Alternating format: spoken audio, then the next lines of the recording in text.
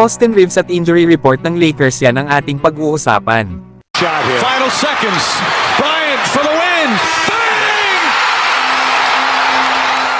Chicago Bulls panigurado daw gusto na isama si Austin Reeves sa kahit anong trade na gagawin ng Lakers para kay Zach LaVine. Lalo at itong Chicago Bulls ay malaki daw ang gusto na makuha rin itong si Austin Reeves. Habang ang Lakers naman daw ay gusto rin na magkaroon ng pangatlong star player. Kaya 100% daw na si Austin Reeves ang gusto isama ng Chicago Bulls sa nasabing trade idea. Na ngayong season nga ay nag-a-average itong si Austin Reeves ng 13 points, 4 rebounds at 5 assists per game. Na medyo nag-struggle nga lang ito sa pagsisimula ng season. Pero simula nang ilagay ito ni Coach Darvin Ham sa kanilang second unit, ay unti-unti nang bumabalik ang magandang performance ni Austin Reeves bilang 6-man.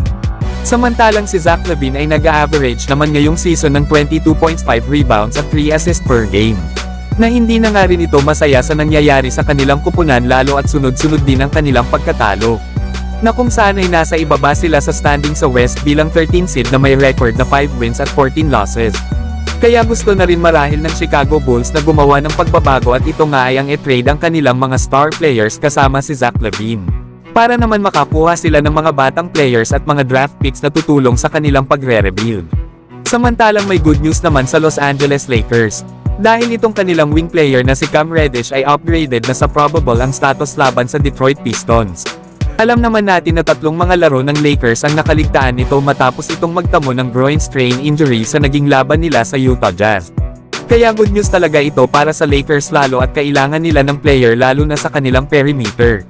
Na isa nga kasi si Cam Reddish sa mga 3-and-D player ng Lakers.